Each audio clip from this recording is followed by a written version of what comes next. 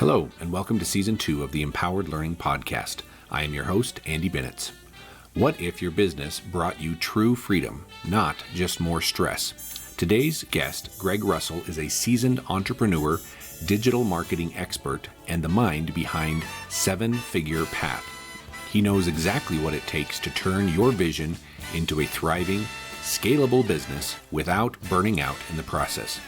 In this conversation, we explore the journey from struggle to strategy, the power of recurring revenue, and why authenticity in marketing is the real secret to sales success. You're going to love this one, so buckle up, subscribe, and share it with a friend who's building something big. And now, let's dive into Greg's incredible journey and discover what it really takes to build a business that serves your life, not the other way around. Hey, Greg, how you doing today, man? I'm doing well. Good. It's so good to see you. Appreciate you giving me a bit of your time here. I know you're a super busy fella here, so I definitely appreciate that. Wanted to start off as a fellow entrepreneur, but I'm not sure I've been in the game and have had much success as you have. What would you say is the number one lesson that you've learned as a serial entrepreneur? And I say that in the most respectful way possible, just because I know that you've done so many things very successfully. So what's the number one lesson you've learned? Man, there's a couple, but I'll give you the top one or two. Okay. And it's funny, you said I've been successful, but I think that I've just stayed with it longer There you go. than most.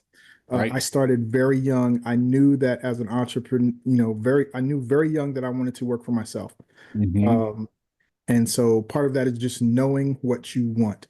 But the Right. number one lesson in business that I learned is that you got to have, or you should focus on some sort of reoccurring revenue, because most people get into a business and they have to, make it happen every single month to pay for the Right. business expenses. If you want the business to free you up from your job, there's a certain, number that you have to hit every single month to be able to pay all your bills.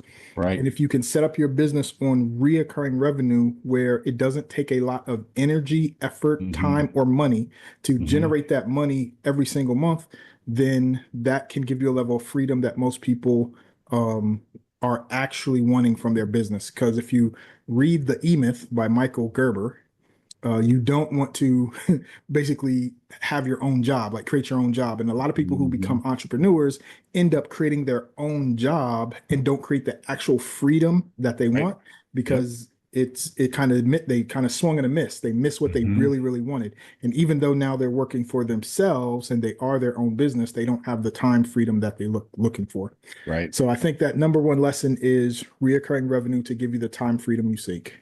Yeah, I love it. I love it. And I've actually, I forget who it was that I was listening to on a podcast or a book the other day, and they just talk about that. I think so many people get into, I want to be my own boss and I'm an entrepreneur, I'm a business owner, and this kind of stuff. And to your point, it's easier to say that than it is to follow through on that. And if you're not very, very careful as to how you go about that, you can just replace one full-time job full of stress with another one, right?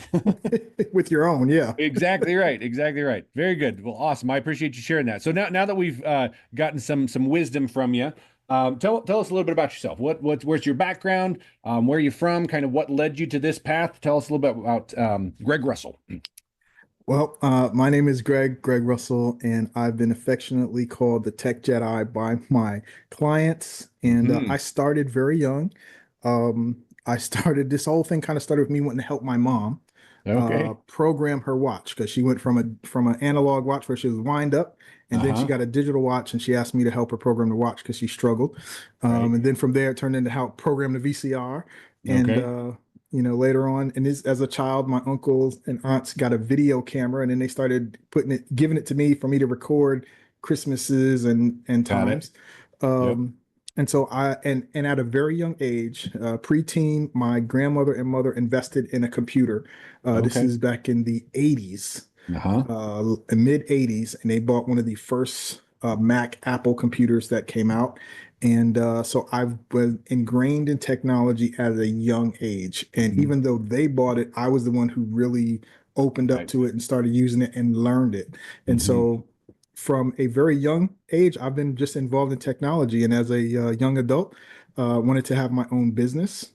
Mm, and I struggled for a long time. mm, And when I started making money, after trying to run a TV commercial and losing lots of money, I went and got a job.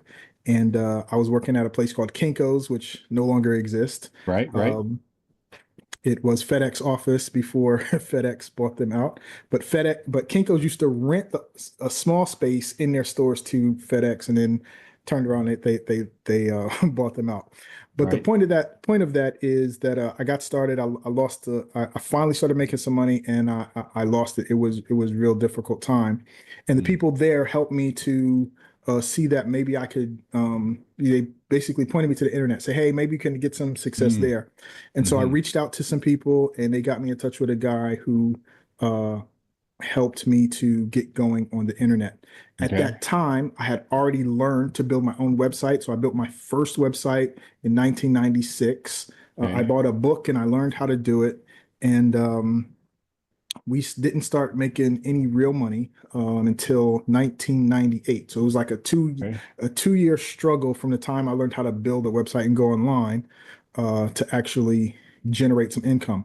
And that was after the maybe 10 or so years before that we struggled with everything offline Mm, because I started when I was 12 years old. hmm. Um, but from there, we went started doing $30,000 in sales a month. We were like one of the first ones to really Wow.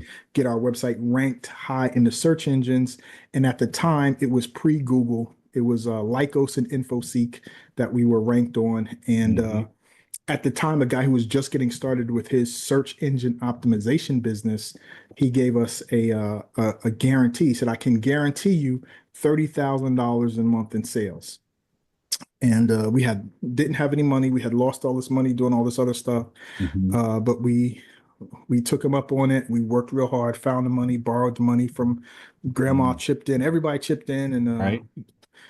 he got going. He got us going. Now he wasn't able to fulfill his end of the bargain until like I was another going to year. ask. So it took a year, and basically Hmm. after a year of working, he said, "I can't fulfill." Now this is the lesson. I Hmm. can't fulfill my end of the contract. Okay. Unless with the current product you have, because we were selling a Okay. nutritional supplement. Okay. And to get this $30,000 in sales, he we had to pay $3,000, $1,500 up front and Hmm. $1,500 on the back end. So we Okay. struggled to get up that first $1,500. And then Right. for a whole year, we didn't see Wow. anything. And then he was like, Wow. "I can't do it." He said, but he worked. We saw activity, right? We Uh-huh. saw emails coming in for stuff we were signing up for. We saw a whole lot of activity. We just didn't Right. see any sales. Gotcha. And then finally, after he said, "Hey, I got this other product that I know I can do it," and I was like, "It's health related. It's in the same genre. I don't Hmm. care what it is. I don't care Right. what you have to do. Please make me some money." Right. Right. Right. Right. And so he switched out to this other product and this other website that at the time I absolutely hated. Oh no. And then it started. We made our first sale. It was like, finally, all this years of waiting, all this money invested, and we finally made our first sale. Right. And it just took off from there. Then it was like two sales every day, then four sales, and then Wow. and and it's sort of like that commercial. You're like, yeah, yeah, I don't know, this commercial back in 2000s. It was kind of like Hmm. when it would just double every day to the point where you're going, uh-oh. And Oh, so oh. it just kept growing. And then with those growth came some challenges. It was like, Hmm. how do we get the product fast enough to be able to Hmm. ship it out? It was like, but anyway, that's how we got going early with technology and people helping me out. And yeah. That's great. Wow. Yeah. So, and I mean, this is if you've ever interviewed or read a biography, I mean, people tend to focus on the end result, right? Oh, Greg, you're so successful, you got all these things, da da da da. Like, okay, thanks for that. But the reality is that I had to pay my dues, and there was a lot of frogs that you had to kiss, or however you want to word it, right? Before you get to the point where you find the one that works, right? Yes, I think that a lot of entrepreneurs today, especially the younger ones, Hmm. are attracted to this instant success. I mean, we're all attracted to the Hmm. instant Right, success. right, At some point, you've probably right. considered buying into something that was kind of is going to happen Absolutely. real fast. Right, right, And then right. it doesn't happen real fast. And I think Yep. that a lot of times, you have to realize that you're supposed to get certain lessons Uh, along the way, right? Get the lesson and move on to the next into the next, right? There's always lessons. And the one lesson you got to know going into it is that if you give up, it's like I heard this mm, analogy one time. It was like, listen, a lot of times, you're in school and you're on the lunch line and you're about to go in, get the meal, right? hmm But you get distracted and you get out of the lunch line to go talk to someone else at the end of the lunch line, and then you're waiting Right. again, and then you get impatient and you get off the Yep. lunch line again, right? And you never get in to get the meal. And it's like you have to really be committed for the long Mm, term if you want to hmm be success, because Right. entrepreneurship is challenging. It's hard at times. It's definitely worth it, but you have to stick with it for the long haul. Yeah, and I think that that is probably I wouldn't say harder, just society right now. I think that is a tougher ask than maybe what it used to be when you and I were kids, or even before that. We're all looking for that instant gratification. I work with people on money aspects, right? And can you see the what is it, the forest through the trees, right? I mean, is an investment now worth time freedom, money freedom down the road? Um, and you can relate it. You talked about health stuff. Generally speaking, people don't gain 50 pounds overnight. You're probably not going to lose it overnight as well. I mean, No. that's just the unfortunate reality, right? Yep. Yep. Yep. Yep. Yeah, man. And it's interesting because, especially, with the internet and posting, and just people think it's going to be instant success. And there are those times Sure. when it happens faster for some people, Right. but that's not the reality. And as hmm marketers, our job is to always to shed the light and the focus in a way where it seems like it was just like that. Like that's Yeah. the, I'm saying, that's the mark. Like we, as marketers, we want to make it seem like it's so good, maybe even it's not as good. Now without lying, right? Yes, Let me put absolutely. that, No, without and lying. I know you're a man of integrity, so that goes without saying. But for all those that don't know Greg like I do, like yes, absolutely, he's not going to mislead you in any stretch. But how you word things, and that can get people leaning in or leaning out. So you mentioned marketing. Let me ask you this question. So you've been assisting entrepreneurs, and you've been in the online space for a long time. What was it that inspired you to transition from tech enthusiast? I know that you still have Tech Tuesdays. You're continuing on with the technology aspect, but you mentioned marketing. What is it about marketing and being a coach in that space that kind of drew you into marketing? So I was into marketing before I was in the tech, right? So Yeah, it was okay. like, with the nutritional products, Okay. we used to have to run ads in the local publications to get people to come out to meetings, call Right. people on phone. Like the marketing was a part of it, and then the internet just came Mm, in and allowed you to market differently, right. faster, if you will, Right. at additional aspects. So I'm a marketer first, and I'm a Mm, technology person second. interesting. Okay. Um, and without the marketing, and a lot of people confuse marketing and sales. Marketing is finding the people who are interested, right? Yeah. Um, and the sales part is those you have the sales conversations only to people who are interested. And Right. when you have a sales conversation, and we've all had them, to someone who's not interested, that's when Mhm. most people are turned off from sales because they had Yes. that bad experience. Yep. But that's Yep. not, that's just, you didn't do it correctly. You only talk to people about the stuff when they tell you, hey, I want to hear about this. So when you think about, Mhm. opt-in pages and add an email, because everybody kind of understands that at a gut level now, Mhm. you're getting those people to say, hey, I'm interested. I want to hear more about this, right? Right. It doesn't have to happen online. You could do it offline too. Sure. I remember one time, um, I was a new member at a church, and we were Mhm. there for a couple months. And then I asked the pastor, hey, are you interested in redoing your website? And he Mhm. was like, yes, right? Now, if Okay. he would have said no, I would have never talked to him anymore about redoing his website, right? Sure. Right. Right. You know, and it's like there's two lessons here. One, you have to get people to say yes, that you have to just find out if they're Mhm. interested. It could just be as Right. simple as, hey, are you interested in learning more about Right. this, right? Whatever it Right. is, Yep. only talk to the people who say yes. And if you Yep. do that, you don't ever have to worry about having a awkward sales conversation. Right. Right. The other thing was, I remember someone else was got upset with the pastor because he was like, hey man, how come you didn't ask me to do your website. I've been a member for X number of years. And he's like, I didn't know you did websites. Uh-huh. Right? It's not his job to ask you. So as a marketer, it's your job to find the people who are interested.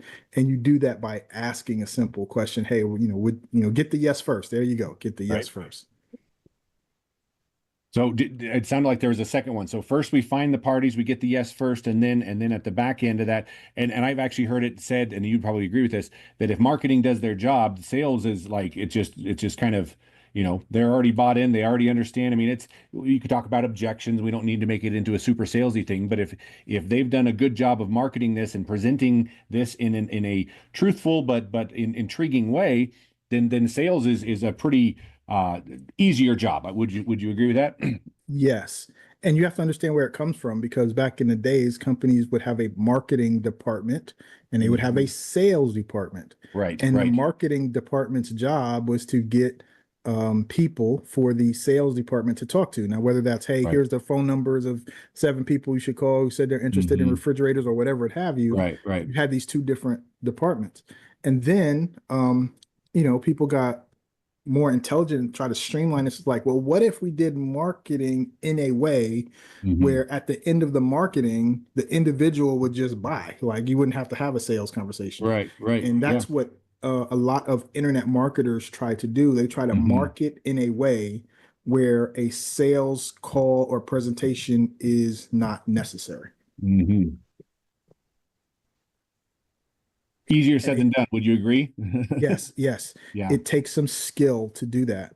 But I will tell you that the people who are successful have typically done it this way. They typically had these sales conversations Hmm. where they would have enough sales conversations where they could put a presentation together where they would know what questions would Hmm. be asked and they could answer it in that presentation for 85 to 90% of the questions that would come up Right. so that when they put their presentation together Hmm. a certain percentage would be able to just say yes without having to have an additional sales conversation. But a lot of people don't want to do that physical work of having all these conversations to Right. be able to learn what it really takes to generate a presentation. They just, Hmm. a lot of times people want to learn the strategy without understanding the reality of what's going on behind why certain things exist. True, true, true, true. I actually was on a training call the other day that just talked about you can't get to level three understanding with level one questions. And the idea is like if you keep things at a surface level, and again, that's probably dipping a little bit more into the sales aspect of things of just once people have said, yes, I'm interested, then it's uncovering like, is this a good solution for you and whatever, and then and finding their why, all that kind of stuff, right? But the idea is if you don't ever get to that why, then it's a lot easier to walk away if the why is not uncovered. Yep. Yeah. Yep. Yeah, man. And so the cool thing, like, back in the day, I used to do the sales presentation, right? I used to Hmm. like that was the part that I got excited about. Right. Yeah. So when we were doing network marketing, multi-level Hmm. marketing for these nutritional supplements, Hmm. we decided to break up the presentation. Somebody would do the product Oh, side, okay. somebody would Yeah. do this, and then somebody would do the opportunity side, the sales part. Well, Hmm. that was me. That's what I that's what Right. I jumped in to do. I was like, I'll do the Gotcha. sales side, right? And so I liked the sales. Hmm. One, I was talking to people who already knew they were interested, Right. and if I could get them to see it in a way that could be profitable for them, there was a higher percent of chances that people would, be successful, Right. and also say yes. So I like that. And so when it comes to going into the technology, Hmm. I understand how the technology can help me or help you with the Hmm. marketing and how it can also help you with the sales because the two are Hmm. tied together, right? Right. You either do marketing in a way where you don't technically have to have a sales Hmm. conversation, or you do marketing in a way where you then get someone on a call and you speak to someone and have you or a sales representative sell that product or service. Right. Right. So, kind of speaking along the ideas of marketing, digital marketing, you are a tech heavy, into the technology very much so on the AI side. So, what would you say are some trends? What do you see as kind of the way that digital entrepreneurs can leverage what's available out there to be authentic, to be genuine? I know that matters to you very much, and people people can sniff that out real quick, right? If you're in it for a buck and you don't, I did a video a while ago talking about, if they don't, if you don't, they don't know you, they don't like you, they don't trust you, and they don't know that you care about them, then the possibility of them wanting to do business with you is very, very slim. So what are your thoughts? I think that last one is the last one you hit on is bigger than the others. I think Really? Okay. if people know you care, Right. they're more open to at least listening to you, right? Yeah. So you have that know, like, and trust, right? But you can do the know, like, and trust with content.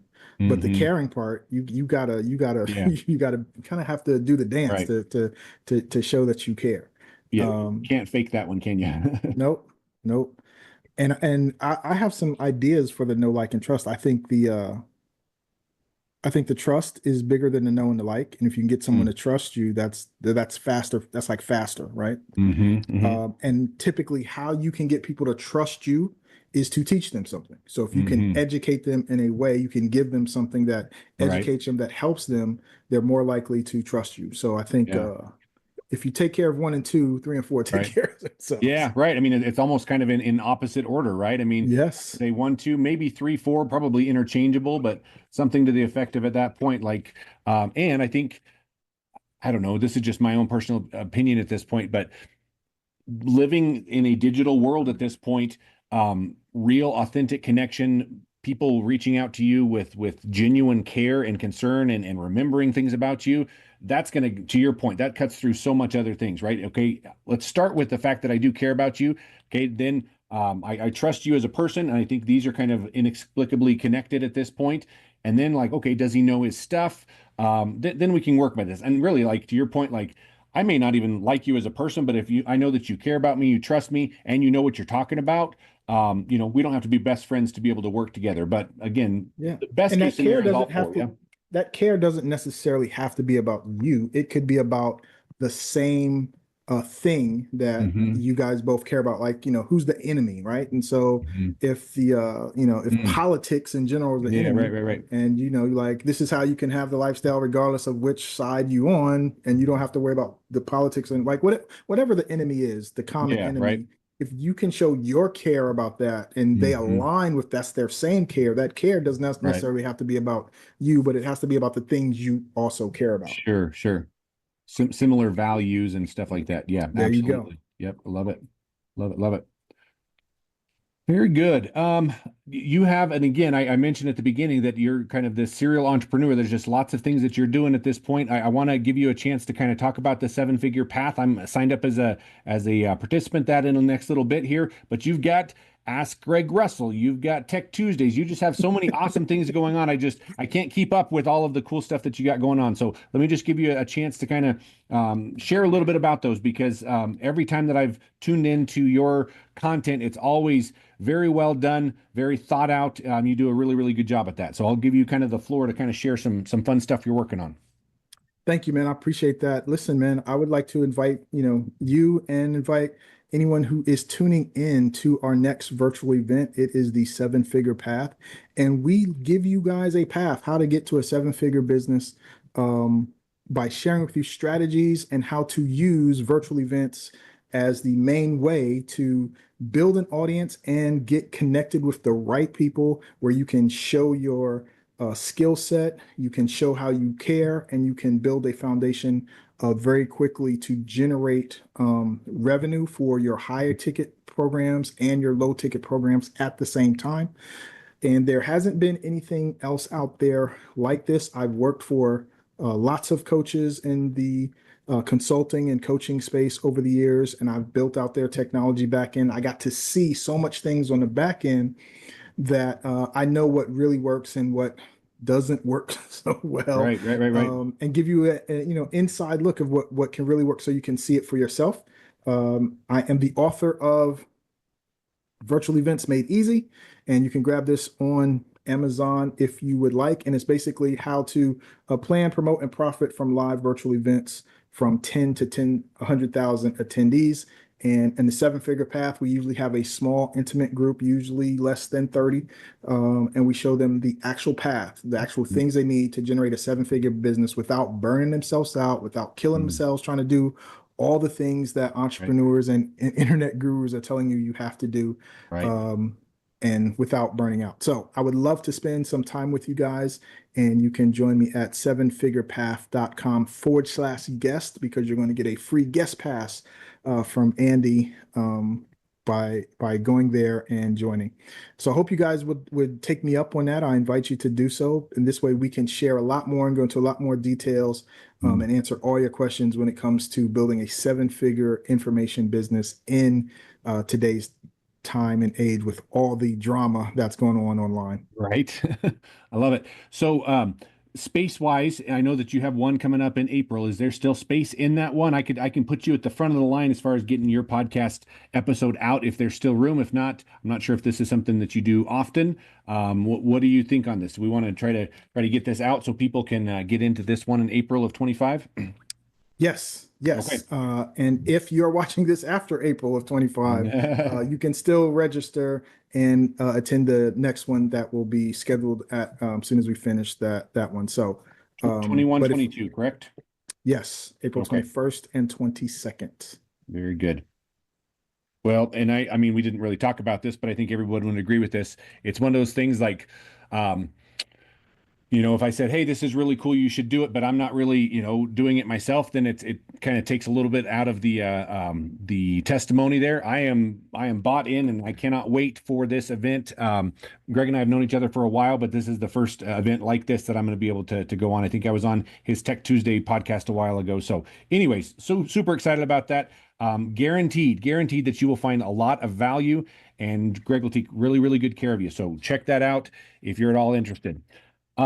Greg, time goes fast here. Would you mind answering a few questions for me? Just I we sure always, will. I like to kind of wrap things up with some three key questions that all of our guests gets to answer. So here we go. First question: who is a leader that you most admire and try to emulate? Chet Holmes. Now, Chet Holmes has passed away, but he has one of the entrepreneurs that I found when I was struggling, and Okay. I bought into his program. He later connected with Anthony Robbins right before he passed, and they put a program together. His daughter is still out there promoting his teaching, Mhm. but he has a book. It's the Ultimate Sales Machine, I believe it is, by Chet Holmes. And secret, his $10,000 program is everything that's in the program is in the book. I couldn't believe he put it all in the book, but it is Wow. there. So if you want a $10,000 training for 20 bucks or 30 bucks or whatever the book is, definitely get it. Chet Holmes, The Ultimate Sales Machine, is by far one of one of the leaders that I admire. Okay, fantastic. Very good. How about, here we go. You seem to be, and I could be wrong, but I doubt it. You seem to be the kind of guy that's always learning new things, always just kind of on the front edge of whether that's technology, marketing, just different things like that. What is a learning or a lesson that you've come across in the last year that has been most impactful for you? So that's interesting because I actually share that in the seven figure path. So Oh, okay. I will go deep into that. Hmm. But over the last year, man, AI has been Mm. the most impactful in terms of being able to speed up Hmm. um, your ideas for what you can do. Um, Idea generation. Like a lot of people wanted to write stuff, and but a lot of times, if you don't look at it to do stuff for you, but Mm. to do stuff with you, and you talk to it in a way is like, hey, I want you to be my partner and help me come up with some sorts of ideas to do X, Y, Z, and here are the things around it. You might be blown away.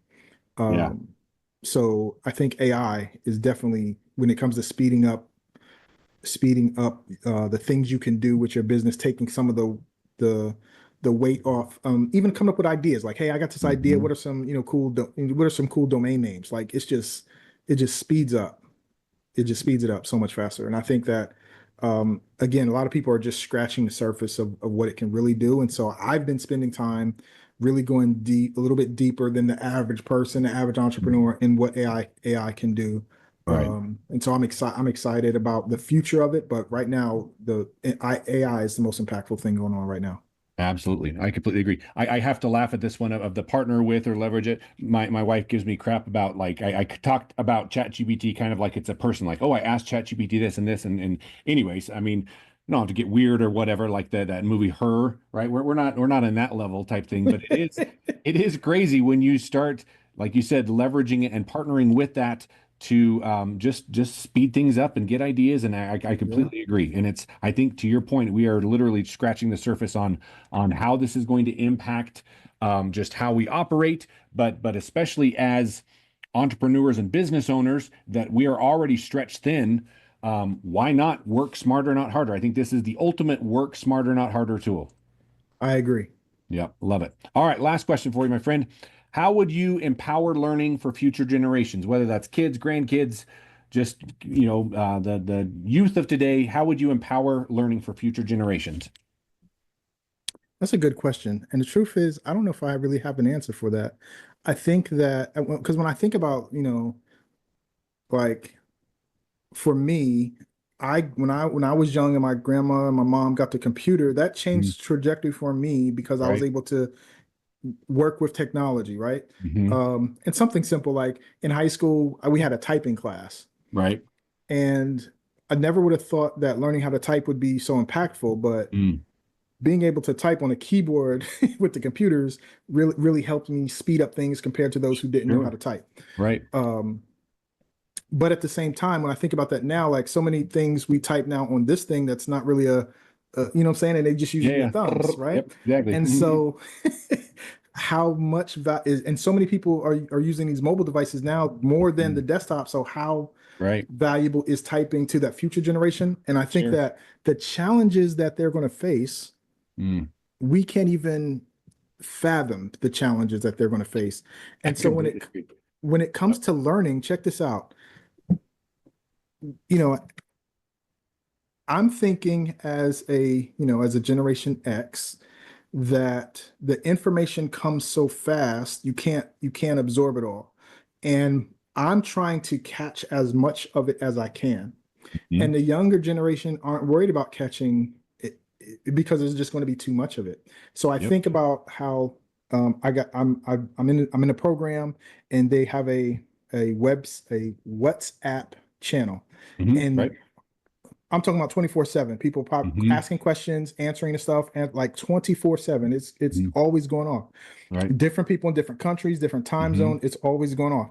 And I'm like, there's really some good stuff in there. How you guys aren't going to put this in a different platform where you can Right. search it and different? And they're like, Right. Right. it's like it doesn't really matter Yeah. because there's going to be different questions, and the Mhm. time you capture it and put it in a place where it can be searched, the software may change and the Yeah. questions that were asked are irrelevant.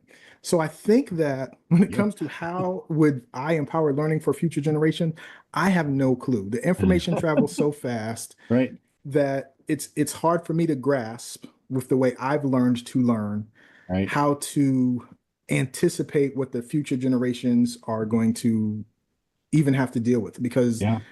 and now with when I think about learning, like what if we had Chat GPT when we were kids? Because when I was a Mm. kid, I remember thinking, why do I have to learn math when I have a calculator? Yeah. And they Right. were like, oh, you got to learn. What if the calculator has no batteries or if there's a storm? And Hmm. you're like, where would I be where I'd have to know Yeah. Yeah. X Exactly. plus X? You know what I'm saying? Like I Yeah. learned it, but I'm just Sure. saying how really valuable is it? It's True.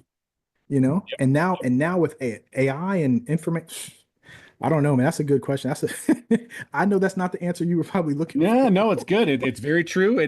Some people just, just like, oh, I would do this, this, this. But I agree with you. It is if we pretend to know what future generations are really going to be facing and how they will be ingesting information and learning and what challenges they will face, if we really like think that, oh, we got that figured out, I think we're fooling ourselves. I think that is just not reality. Things move way too quickly. I love the idea of just the speed of information is happening so quickly that so maybe to kind of circle back around to this is understand this, right? Kids, future generation, understand that speed of information is going to be faster than you can keep up with.